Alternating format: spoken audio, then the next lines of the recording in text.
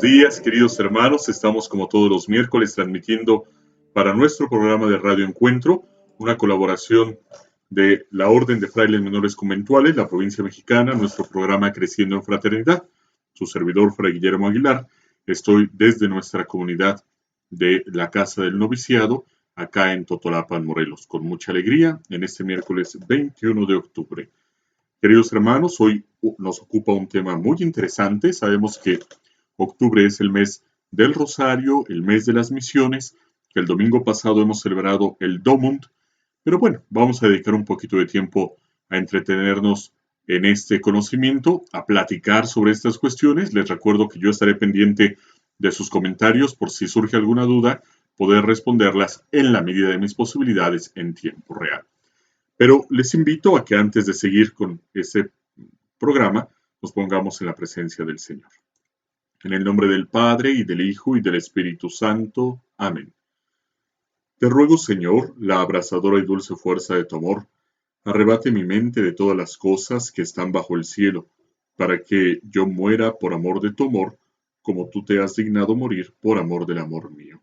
En el nombre del Padre, y del Hijo, y del Espíritu Santo. Amén. Pues bien, hermanos, antes de seguir adelante, ¿verdad?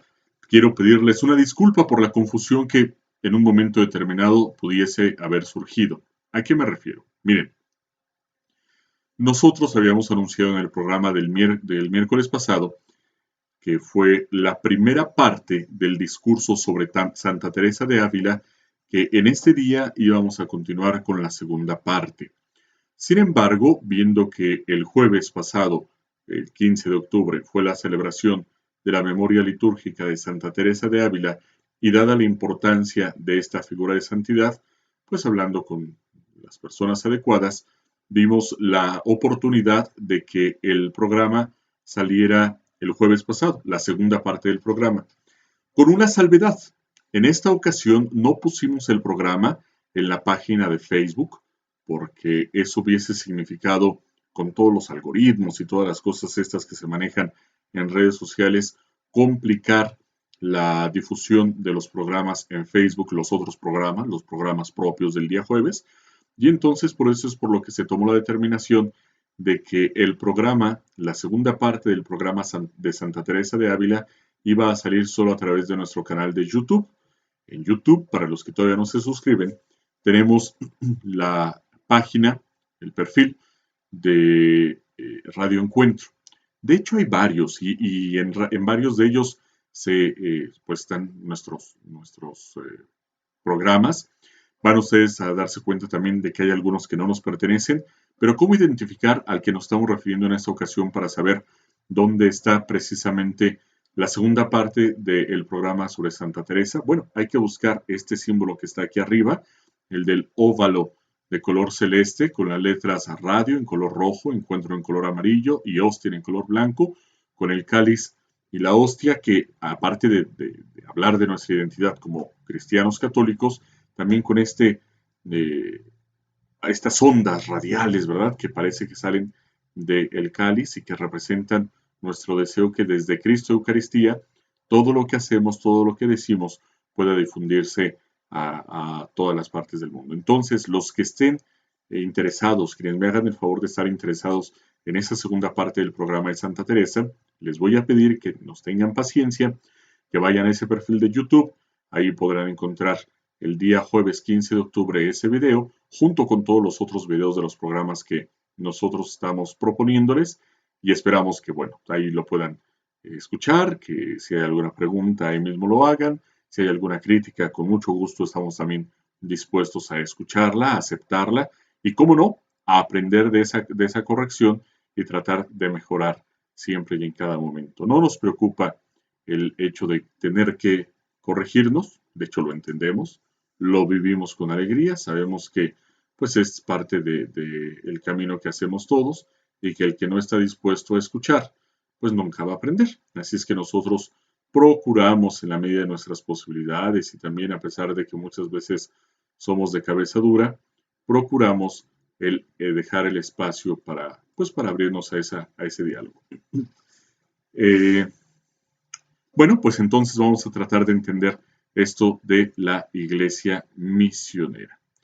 Fíjense que con relación a este tema de la iglesia misionera, hay algunas personas que dicen que la iglesia es misionera desde el día de Pentecostés, en el cual recibiendo el don del Espíritu Santo es enviada.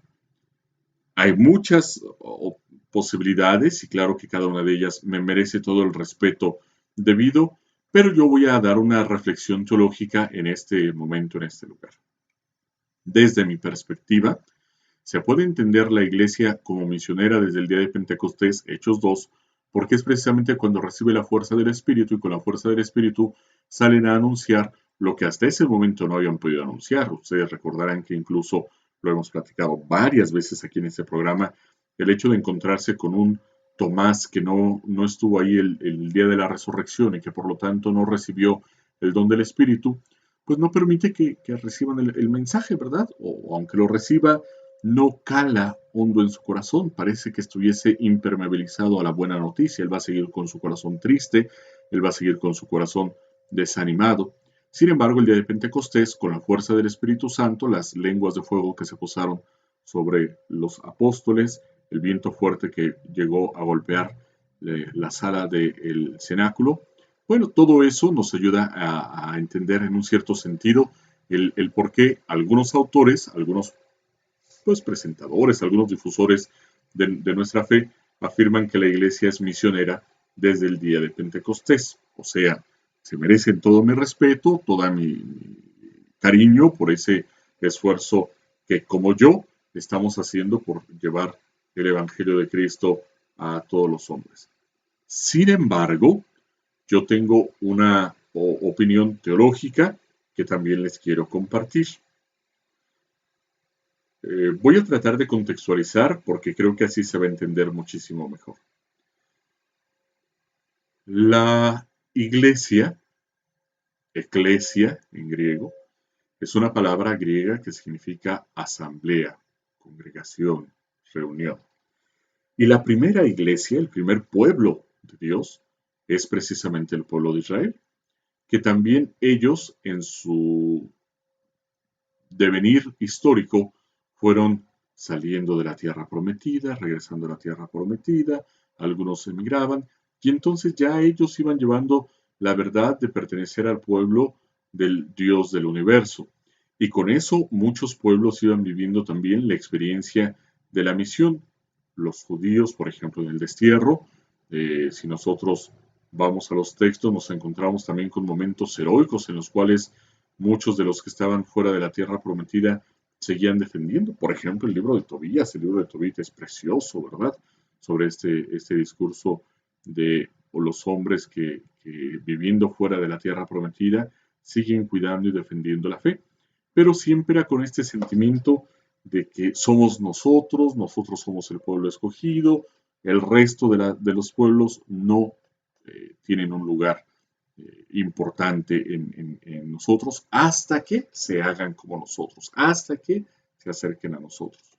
No es que hubiese específicamente una labor misionera, pero sí es cierto que había procesos de conversión. Por ejemplo, el gentil, el griego, que después de encontrarse con el Dios de Israel quedaba asombrado y quería convertirse al Señor, lo podía hacer, ya en una etapa en la que la fe de Israel está un poco más estabilizada, un poco más estructurada, habrá ritos de paso, ritos de iniciación por los cuales quienes no han nacido de madre judía, por ejemplo, pueden llegar a asumirse como pueblo de Dios.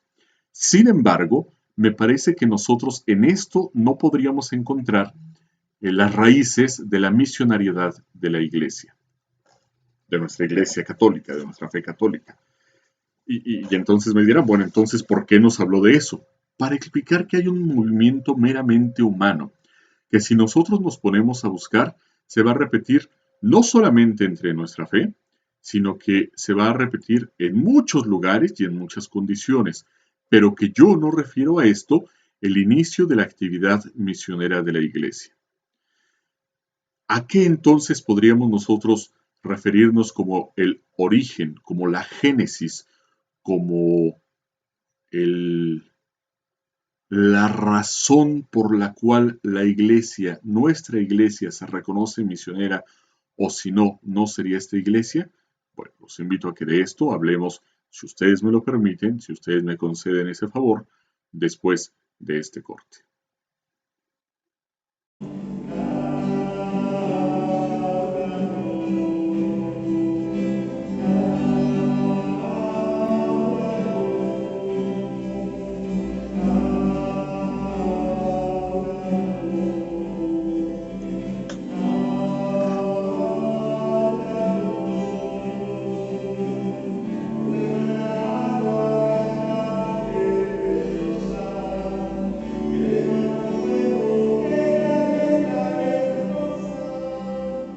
Bueno, hermanos, seguimos en este segundo bloque de nuestro programa Creciendo en Fraternidad del día 21 de octubre del 2020 y queremos, antes que otra cosa, invitarlos también a celebrar el aniversario de Radio Encuentro junto con nosotros. En realidad, este aniversario se hubiese debido celebrar el 6 de octubre, pero nosotros, por cuestiones internas, lo hemos tenido que fijar la celebración de este año en el 24 de octubre a partir de las 8:30 de la noche. Ustedes saben que mucho tiempo, justamente los eventos que realizábamos era también la manera como Radio Encuentro se acercaba de los recursos para seguir adelante con su misión. Con esta cuestión de la pandemia, pues también nos vimos limitados, evidentemente, pero bueno, ahora estamos iniciando también con estos eventos virtuales. Hemos tenido algunos eventos para las perlas de bendición, nuestro equipo de personas que nos colaboran con donaciones de oración, con donaciones en especie, con donaciones de dinero cuando es posible, ¿verdad? Y bueno, ahorita es una invitación abierta a todo aquel que nos haga favor y que guste acompañarnos, que pueda hacerlo. Sábado 24 de octubre a las 8:30 de la noche. Aparte de todo, para los hispanos de origen mexicano es un día importante porque es también el día en el cual celebramos a San Rafael Guízar y Valencia, ¿verdad? O obispo patrono de los obispos de México también. Entonces, este sábado vamos a tener predicación, alabanza, hora santa. En la alabanza nos van a estar acompañando las adoradoras de fe desde Monterrey, Nuevo León. Es un evento virtual al cual les pedimos que se registren al 512-845-9783 y la donación que se está pidiendo para seguir adelante con nuestra misión es de $5. Comuníquense ahí si tienen alguna duda, si tienen alguna pregunta. Incluso si tienen alguna dificultad con la cooperación que estamos pidiendo, bueno, comuníquense también por favor ahí. Será necesario registrarse para poder nosotros coordinar toda la logística propia del evento. Les esperamos y esperamos que sea un evento que nos congregue nuevamente en este caminar de Radio Encuentro.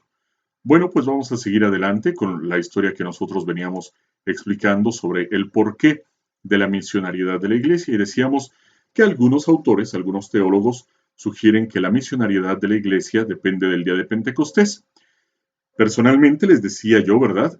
No estoy totalmente de acuerdo con esta tesis, aunque por supuesto la Iglesia pascual, la Iglesia post-pascual, después de la resurrección, es a partir de la fuerza del Espíritu Santo que recibe en Pentecostés, que dará inicio a su tarea apostólica, a su tarea misionera. Totalmente de acuerdo con eso y entiendo por qué estos teólogos sugieren esa fecha como la fecha de arranque o de la razón de ser de la misionariedad de la Iglesia. Ya decíamos que yo tengo otra hipótesis, que es la hipótesis que en este momento pretendo compartir con ustedes para ofrecérselas y que también podamos generar un diálogo. A mí me parece que la situación inicia cuando desde en el capítulo 3 del libro del Génesis, el Padre Eterno, dándose cuenta de que Adán y Eva, nuestros primeros padres, que representan a toda nuestra humanidad, no habían podido ser fieles a la alianza que él quería establecer con ellos, de dedicarse por entero a él y que por lo tanto viene la ruptura que significa el pecado. En el capítulo 3, verso 15, es lo que dicen los autores el protoevangelio, el primer evangelio. ¿Por qué se conoce de esta manera? Pues porque es la primera noticia, la primera buena noticia, después de haber cometido el pecado original. Capítulo tercero, los primeros versos se referirán precisamente a la trampa de parte del tentador, y el capítulo 15 nos sitúa, el verso 15 nos sitúa ya cuando el padre está dando la sentencia y que se dirige así, hablando a la serpiente. Enemistad pondré entre ti y la mujer, y entre tu linaje y su linaje. Él te pisará la cabeza mientras acechas tú su calcañar. Le está avisando entonces a la serpiente, al tentador, que lo que ha hecho no tendrá la última palabra, sino que por el contrario llegará su hijo, llegará el enviado del Señor a, eh, a recomponer, a restaurar lo que había sido roto por la mancha del pecado. Entonces, Jesús es el enviado del Padre, el que cumplirá esta promesa primigenia del verso 15 del capítulo 3. El protoevangelio se verá concentrado en Jesús. Y cómo no, si Jesús es el evangelio del Padre. A ver, vamos por partes. Cuando decimos que Jesús es anunciado en el protoevangelio, pondré enemistad entre ti y la mujer, entre tu descendencia y la suya. Ella te pisará la cabeza. Bueno, precisamente Jesús es el que había prometido el Padre. Uno nacido de la mujer, dice el libro de la carta a los Gálatas, que iba a romper con el dominio, el reinado del enemigo. Este es el anuncio. A partir de ese momento, hasta la consumación de los tiempos, la venida de nuestro Señor Jesucristo, todo el pueblo de Israel estaba esperando. De hecho, si para los judíos es una bendición el ser papás, es una bendición también, sobre todo por esto, porque mientras más hijos pudiera tener una madre judía, había más posibilidades que uno de entre ellos fuera el enviado del Padre, fuera el Mesías, fuera el esperado. Por eso es por lo que también cuando una mujer Dios no le concedía el don de la maternidad, era estéril, no se había casado, moría siendo doncella, entonces era considerada hasta cierto punto mal vista. ¿Por qué? Pues porque si estamos esperando que uno nacido de una mujer venga a ser el enviado del Padre y tú no tuviste hijos, entonces la perspectiva era una perspectiva teológica, no una perspectiva ni económica ni machista, sino desde una perspectiva teológica, ellos decían, esta mujer no está contribuyendo al plan de Dios. Hoy nosotros podemos hacer muchos bemoles a esta conclusión y podríamos señalar muchas cuestiones que no son necesariamente así, pero bueno, en el pensamiento judío de antes de la venida de nuestro Señor Jesucristo al menos, esta era la condición imperante. Una mujer, mientras más hijos tuviera, más posibilidades tenía de que uno de sus hijos fuera el enviado. También de esta situación uno entiende la virginidad de María y de José incluso, ¿verdad? Bueno, como Jesús es el esperado de todos los tiempos, Jesús es la buena noticia del Padre para nosotros. Jesús es el Evangelio del Padre. Jesús, fíjense, el Evangelio, antes que ser un libro que nos anuncia a la persona de Jesús, el Evangelio es Cristo mismo. Jesús es buena noticia. Jesús es la verdad. Por eso es bien importante, queridos hermanos, que nosotros nos demos cuenta de eso. Por eso, por ejemplo, litúrgicamente en la misa se representa poniéndonos de pie para escuchar el Evangelio, porque es Cristo quien está presente. Y por eso es por lo que también, ojo aquí a todos los que en algún momento nos toca predicar la palabra de Dios, debemos de considerar que la palabra de Dios, por definición, por esencia, es buena noticia. Así es que cuando anunciamos la palabra de Dios, tengamos mucho cuidado no nada más de ponernos nosotros como jueces y dejar que la gente se vaya entristecida por la interpretación que nosotros hayamos dado al mensaje, sino que por el contrario tenemos que reconocer que si nosotros somos transmisores, instrumentos en el servicio de esta buena nueva, entonces la buena nueva debe de ser un momento gozoso, un momento lleno de gracia, un momento lleno de felicidad, de bendición, de alabanza al Señor. Es bien importante, hermanos, y ojalá y que no se nos olvide. Entonces, Jesús es el enviado del Padre. Y cuando decimos enviado, decimos ya en germen etimológicamente el misionero del Padre, porque la palabra misión es una palabra de origen latina que viene del verbo mittere missus, que significa enviar, enviado. Entonces, la misión es el envío. La misión es lo que le corresponde a aquel que tiene que realizar de parte de una persona una especie de embajador, si me permiten la expresión. De hecho, hermanitos, siempre atendiendo a la cuestión etimológica, la palabra misa hace referencia también a esta misma palabra latina. La misa es misión. Nosotros tendríamos que salir de misa también para cumplirnos y reconocer, primero, reconocernos como enviados de parte del Padre y también reconocer que yo tengo que ser buena nueva en medio de todos los hombres. Eh, Francisco de Asís era el Evangelio viviente. Francisco de Asís en una de sus prédicas que se han hecho muy famosas ahora también hasta incluso en redes sociales a través de estas imágenes que nos presentan tipo meme, decían, bueno, esfuérzate por ser el Evangelio que conozca a la gente. Hoy la gente no lee el Evangelio, que te lea a ti y que leyéndote a ti pueda ver la presencia del Padre. Todo esto evidentemente se concreta cuando en el Evangelio de Lucas, en el anuncio del ángel a María, el ángel le dice, no tengas miedo María, porque el que ha de nacer de ti será santo, será hijo del Altísimo, y le pondrás por nombre Emmanuel, que quiere decir Dios con nosotros. Entonces fíjense, si el pecado había significado ruptura, si el pecado había significado separación, si el pecado había significado apartarnos de la bondad de Dios manifestada, representada en el paraíso terrenal, ahora la presencia de Cristo en medio de los hombres. El Emmanuel significa la presencia de Dios en medio de nosotros, como buena nueva, como cumplimiento de las promesas del Padre, como la posibilidad de que, así como María se hizo capax Dei, capaz de Dios, así también nosotros, que habíamos sido arrojados del paraíso a causa de nuestro pecado, porque nosotros habíamos rechazado a Dios, no que Él nos rechazara a nosotros, sino que nosotros hemos rechazado a Dios, ahora se nos da la posibilidad de que con Cristo en medio de nosotros descubramos que Dios está en medio de nosotros. Jesús es el Emmanuel. Pero si me permiten, los invito a que de esto sigamos hablando después del siguiente corte.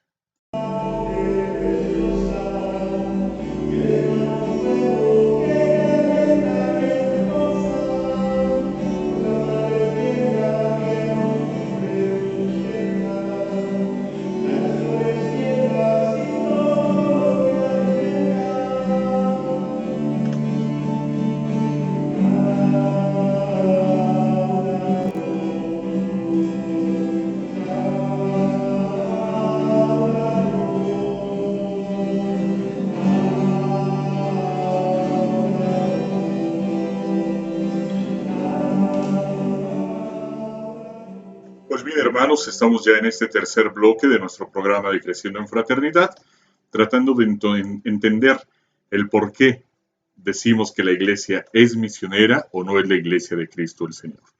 Y ya estábamos llevando todo esto hasta la raíz. La iglesia es misionera porque Cristo es el enviado del Padre. Cristo es el misionero del Padre. Por lo tanto, si la iglesia es el cuerpo de Cristo, la iglesia tendrá que transmitir también a esta misma misión, tendrá que ser misionera. Y por ejemplo, el nudo, la razón última de la misionariedad de Cristo es revelarnos el rostro misericordioso del Padre. Estamos conociendo a Dios como Padre. Esto es una novedad, hermanos. Esto es algo bien importante que tenemos que aprender cada uno de nosotros, porque mientras que no nos hemos encontrado, mientras que no nos hayamos encontrado con Dios como Padre, difícilmente podremos estar diciendo que creemos en el Dios que Cristo el Señor, nuestro hermano, nos vino a presentar.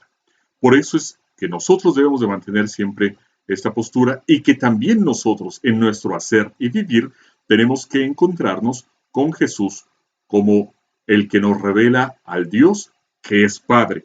Y descubriendo a Dios como Padre, poder entender también el rostro misericordioso de Jesús.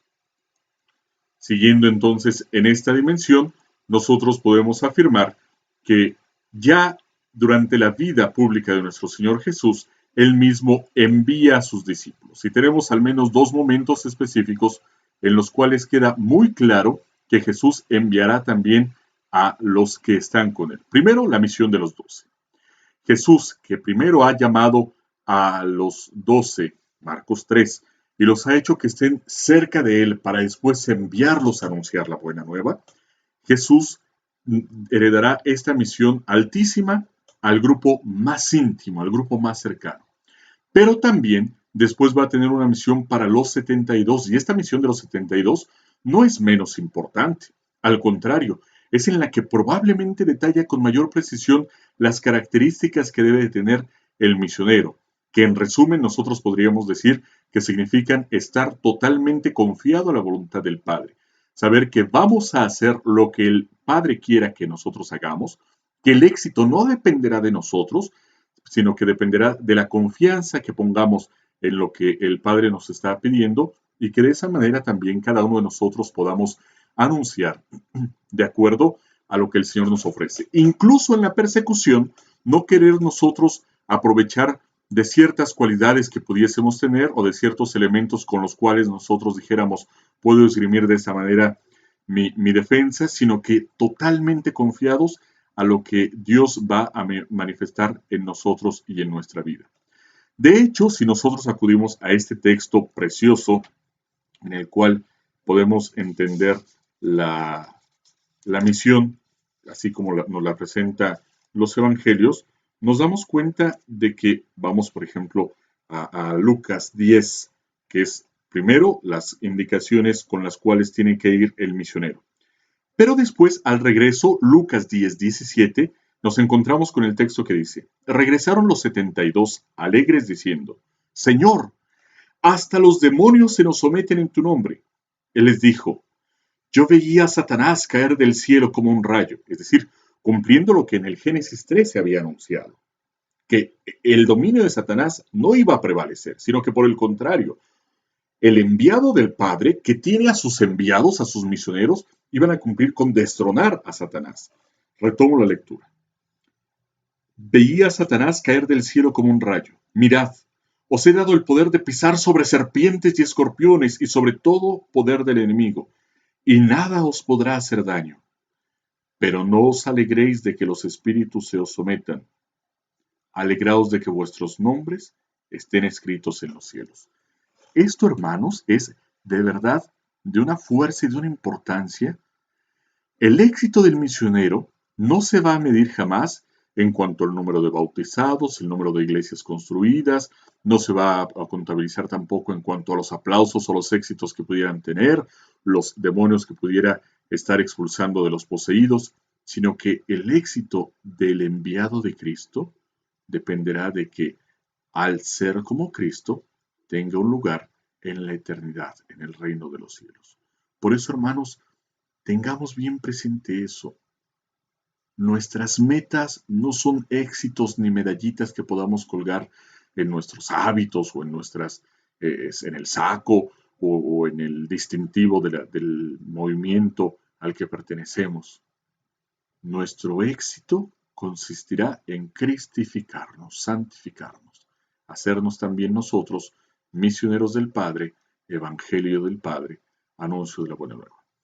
Después de la resurrección, esto, por ejemplo, quedará de una manera estupenda manifestado en el capítulo 28 del Evangelio de San Mateo. Vamos al texto. En el capítulo 28 nosotros vamos a escuchar cómo es que Jesús, después de estar 40 días con sus discípulos, después de la resurrección, los va a llamar a un alto monte. Mateo 28, verso 16. Por su parte, los 11 discípulos marcharon a Galilea, al monte que Jesús les había indicado, y al verle, le adoraron. Ya lo reconocen como Dios, por eso lo están adorando ya. Algunos, sin embargo, dudaron. Jesús se acercó a ellos y les habló así. Me ha sido dado todo poder en el cielo y en la tierra. Id, pues, y haced discípulos a todas las gentes, bautizándolas en el nombre del Padre y del Hijo y del Espíritu Santo, y enseñándoles a guardar todo lo que yo os he mandado. Y he aquí que yo estoy con vosotros todos los días hasta el fin del mundo. Y entonces, hermanos, fíjense nada más. Jesús, antes de regresar al Padre, porque este es el momento previo antes de la ascensión, después se aparecerán incluso, por ejemplo, el libro de los Hechos nos narra ese momento en el que los discípulos se quedan boquiabiertos mirando al cielo, como las nubes se cierran para ocultarnos a Cristo, se aparecen los ángeles que les dicen, ánimo, pónganse a trabajar, vayan a cumplir lo que el Maestro les ha dicho. Pero aquí, por ejemplo, es claro, me ha sido dado todo poder en el cielo y en la tierra. Entonces, el que ya, como Dios, omnipotente, tiene eso que desde el principio le correspondía, pero que al encarnarse en nuestra historia había empeñado, digámoslo así, ahora recupera ese poder y con ese poder nos envía. Id pues y haced discípulos a todas las gentes. Hagan discípulos, esa es la indicación. Lo que ustedes han recibido, también les toca hacerlo. Si tú hoy eres discípulo es porque alguien te anunció. Si tú eres hoy bautizado es porque alguien te dio la fe, porque alguien te bautizó. Ahora te corresponde a ti también heredar esto que en un momento has recibido. Y tú mismo, con tu vida, haz que a los demás se les antoje ser como Cristo y que entonces pidan el bautismo. Hermanos, esto es algo muy importante que, por ejemplo, en la experiencia de San Francisco de Asís, cuando nos envía y nos lo pone así en la carta, en la regla nos dice a los frailes, quienes quieran ir de misión entre los sarracenos y otros infieles, entre los musulmanes, que era la misión que en esa época de la Edad Media, siglo XIII, estaba en apogeo, decía, vayan, y pueden ir de dos maneras. La primera, vayan y vivan como cristianos. No digan nada, no anuncien nada, no señalen nada, no se pongan a criticar si este hizo aquello, si este no adora al Dios de Jesucristo, sino simplemente vivan. Y si alguien quedando sorprendido por la manera como viven se acerca, entonces sí, háblenles de Jesucristo. Pero primero vivan de tal manera que surja la duda de quién es el Dios al que este hombre adora. ¿Quién es este Jesucristo por el cual esta persona se está esforzando? Cuando entonces le surja la curiosidad a los demás, acérquense y anuncien, con palabras, pero antes con la acción. Entonces también este envío de nuestro Señor Jesucristo se debe de entender así. Haced discípulos a todas las gentes, bautizándoles en el nombre del Padre y del Hijo y del Espíritu Santo y enseñándoles a guardar todo lo que yo os he mandado. Esto, hermanos, que inmediatamente nosotros nos podemos a pensar en una iglesia misionera, en los misioneros que van al otro lado del mundo y entregan su vida, los religiosos, las religiosas, los padrecitos, algunos laicos por ahí. En realidad, si se fijan, es la primera misión que nos correspondería hacer como cristianos en nuestras familias, bautizar a los hijos y enseñarles a vivir. De hecho, en el sacramento del bautismo, a la entrada de la puerta, el sacerdote o el diácono, el ministro que va a aplicar el bautismo, preguntará a la persona, a los padres y a los padrinos, en el caso de los infantes, o a la persona adulta que se va a bautizar, si está dispuesta, en el caso de papás y padrinos, a enseñarle a vivir como hijo de Dios. Si no, el bautismo no se debe de realizar. Por el contrario, si es una persona adulta, se le preguntará si él está dispuesto a vivir la perla que se le va a entregar. Si no, no se le entrega. Por supuesto que nuestra iglesia, temerosa en estos 40 días que se quedan así perplejos, tendrá que esperar a que en el día 50 venga el don del Espíritu Santo y con el poder del Espíritu Santo, por ejemplo, San Pedro en la primera homilía, en el primer discurso que va a decir, se habla en el libro de los Hechos de los Apóstoles de una conversión de 3,000 personas que se hicieron bautizar, ahí mismo, pronto, ¿verdad? Nos habla de un derramamiento del don del Espíritu Santo hacia todas las naciones, pueden escucharlo partos, medos, elamitas, los provenientes de Mesopotamia, de todo el mundo conocido prácticamente. Y también ahí es en donde empezará la misión, porque estas personas que han recibido ya el bautismo al regresar a sus casas están llevando la misión. Y después con la persecución que se desencadenará, pues tendremos una iglesia misionera que irá por todos los confines de la humanidad buscando transmitir la verdad del Evangelio y haciéndose presente en medio de los hombres. Pero si ustedes me permiten, de esto me gustaría platicar con ustedes después del siguiente corte.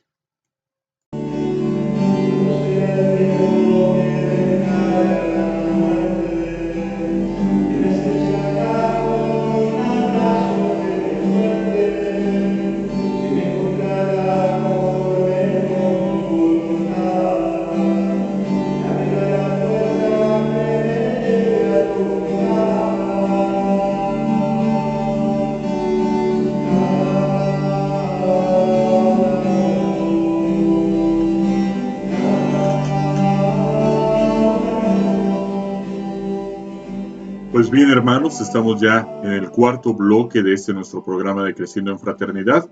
No sé qué impresión tengan ustedes, pero la verdad es que yo siento que en este formato que hemos tenido que asumir de hacer un programa grabado, yo siento como que me rinde menos el tiempo para la exposición del tema. Pero bueno, el tiempo es de Dios, que Él nos lo permite, y les doy muchas gracias a ustedes por permitirnos seguir en comunicación. Les recuerdo, hermanos, que la misión de Radio Encuentro se desarrolla gracias a la buena voluntad de personas como ustedes que siempre nos han acompañado y nos han asistido con sus donativos. Primero que nada y el más importante, la oración. Pero después también, pues sabemos, ¿verdad?, que toda realidad humana necesita de un soporte económico para poderse desarrollar. Así es que si ustedes quieren ser colaboradores, donantes para Radio Encuentro, tenemos un número de cuenta en Wells Fargo, allá en Estados Unidos. Está a nombre de Radio Encuentro y es el número 608-711-0521.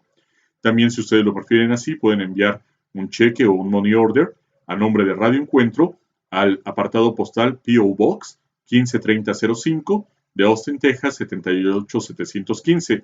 También pueden hacer donaciones a través de sus tarjetas de crédito, Visa, Mastercard y American Express, tarjetas de crédito o débito al teléfono 512-845-9783.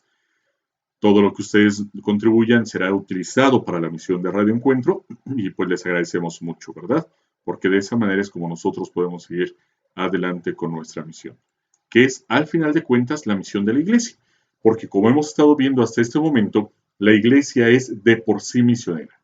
Si no fuera misionera, estaría traicionando a Cristo, su maestro, su cabeza.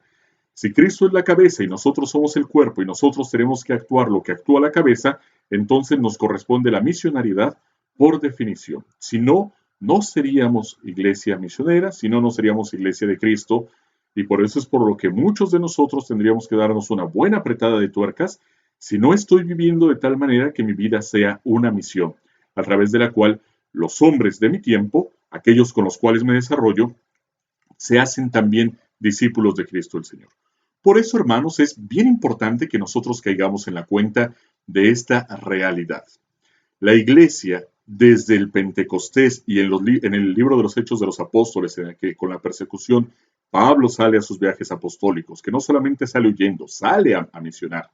Pedro saldrá hacia Roma también a misionar, y Santiago saldrá hacia Hispania, y Tomás saldrá hacia la India, y cada uno de los apóstoles tomará rumbos distintos, pero también junto con los apóstoles de la primera hora vendrán los discípulos de estos, y vendrá también, por ejemplo, Pablo que no es apóstol de la primera hora, y Bernabé, y Marcos, y vendrá Lucas, y vendrán después toda una serie de discípulos de los discípulos de Jesús, hasta llegar a cada uno de nosotros. Y hermanos, si me permiten, esa es la parte más hermosa de nuestra historia, porque es en donde se cumple la bienaventuranza que dice nuestro Señor Jesús a Tomás después de su duda.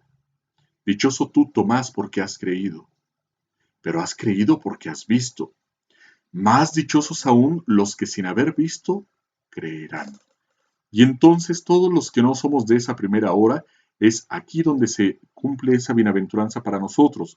Pero ciertamente se cumple en la medida en que también nosotros nos hagamos misioneros del Padre, nos hagamos enviados del Padre y nosotros vayamos a anunciar el Evangelio también por todo el mundo, a todas las criaturas, con nuestra manera de ser.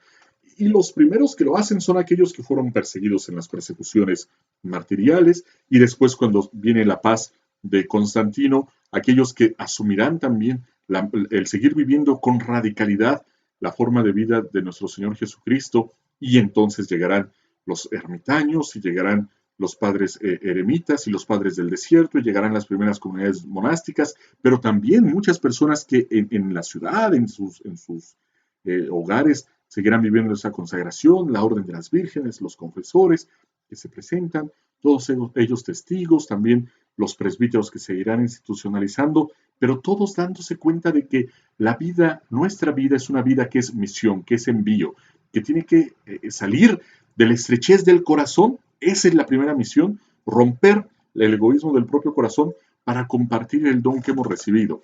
Y hermanos, esto nunca ha sido una tarea sencilla, por el contrario, siempre ha sido una tarea que implica persecución, que implica señalamiento, que implica dificultades.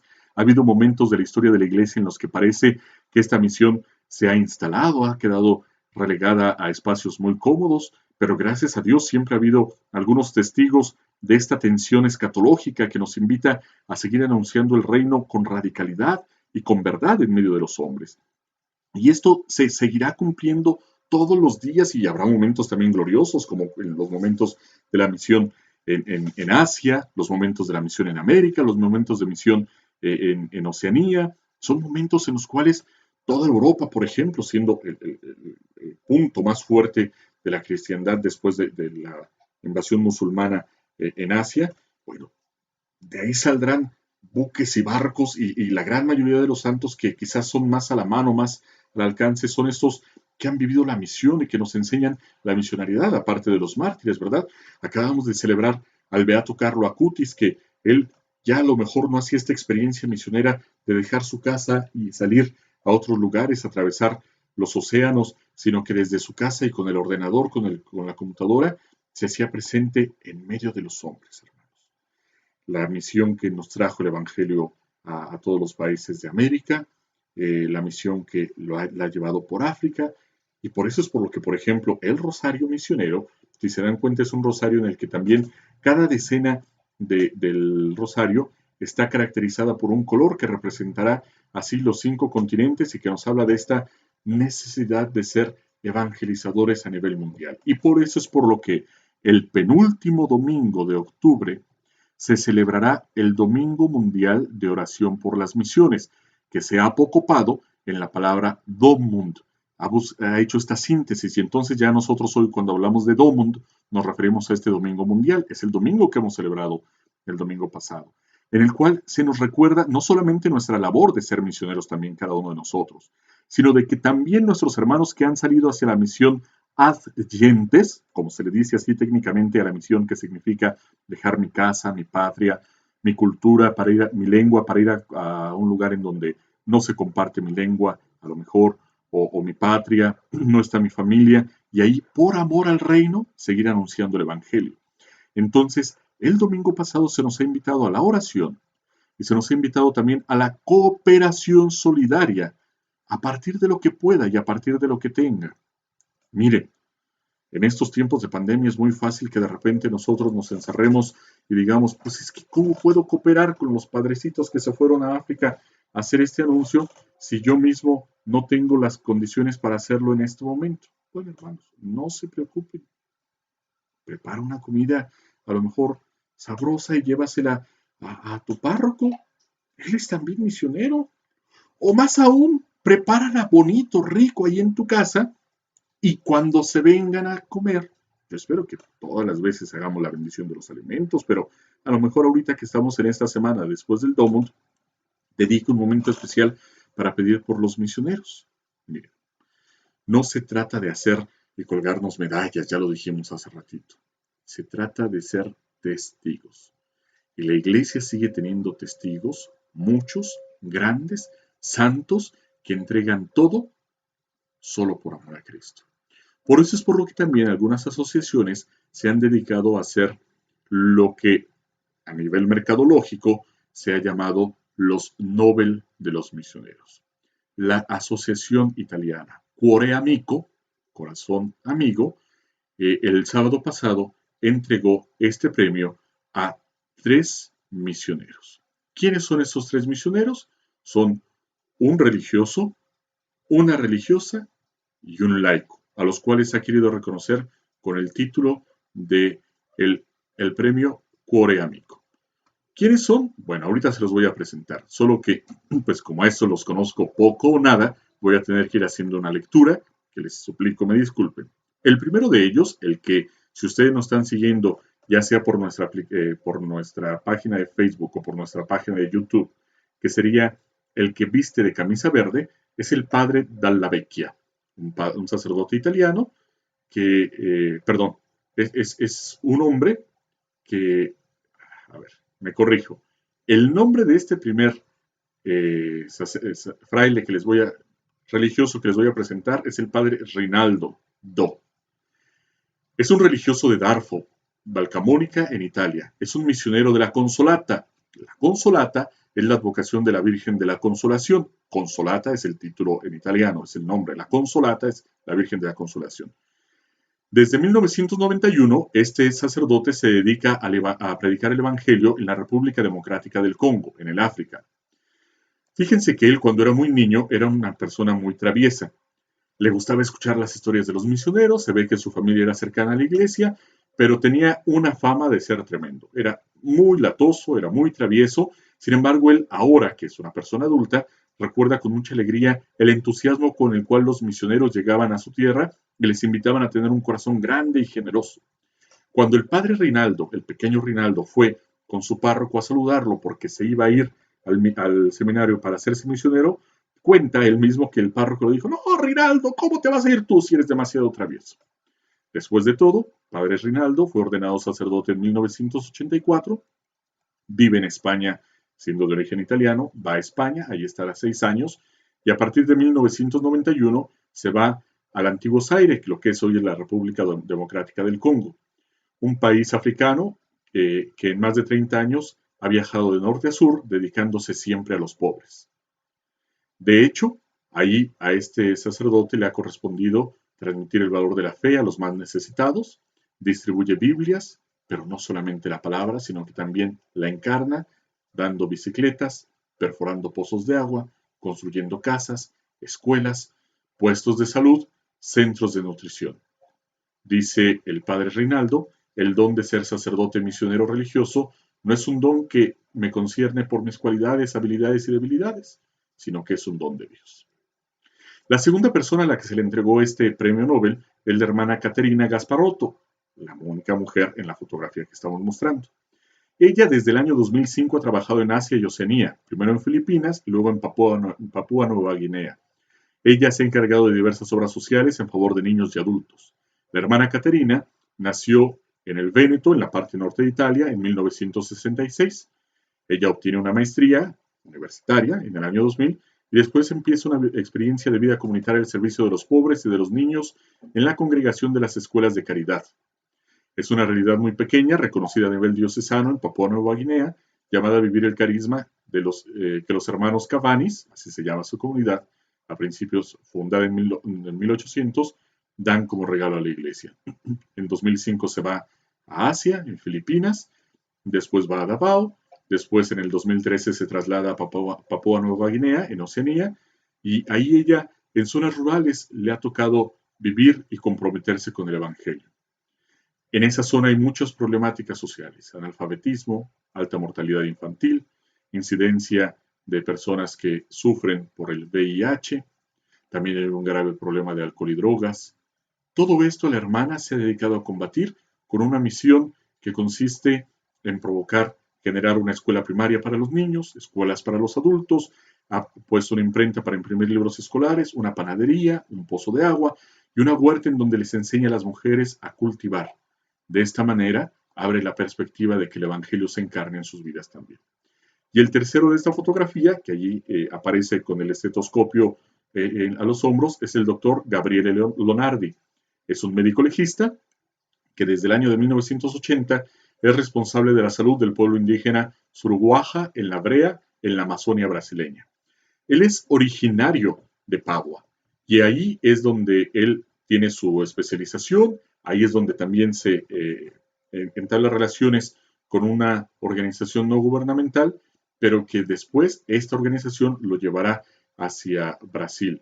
Allí en Brasil, atendiendo a comunidades que a veces tienen que caminar 15 o 20 días, dependiendo incluso de la condición de los ríos, va a ofrecer los servicios de salud. Se ha dedicado a curar la malaria, la tuberculosis, la anemia, la filariosis parasitaria, la lepra, las verminosas que atacan principalmente a los niños. Enfermedades de las cuales por lo general todo el mundo correríamos. Él se ha trasladado desde las comunidades que puede ofrecer el primer mundo hacia estos lugares, porque quiere ser las manos de Cristo. Simplemente, como dice el mismo doctor, siguió el mensaje de la encíclica Popolorum Progressio de San Pablo VI, que invitaba a la Iglesia a escuchar el grito de los pobres y a ponerse a su disposición, exhortando a los laicos a un compromiso personal. Él no es religioso en el sentido de pertenencia a una comunidad religiosa, a una congregación u orden. Él es un laico que dice: los indígenas son seres humanos y también tienen derecho a la salud. Si la vida me ha llevado casi por casualidad a ellos como médico, tengo el deber de cuidarlos. Dice él: aquí me siento realmente útil para los demás y para mí mismo. Estos hermanos son aquellos que el sábado pasado han sido reconocidos con este Nobel de los misioneros, pero cada uno de nosotros puede ser reconocido por el Señor. Yo les invito a que todos nos unamos en este esfuerzo. Yo les doy mi bendición, porque ya se nos alargó un poquito el programa, pero pidiéndole al Señor que cada uno de nosotros redescubra su ser misioneros. El Señor esté con ustedes y la bendición de Dios Todopoderoso, Padre, Hijo y Espíritu Santo, descienda sobre ustedes y les acompañe siempre. Amén. Los espero el próximo miércoles para seguir creciendo en fraternidad. Que Dios me los bendiga, paz y bien.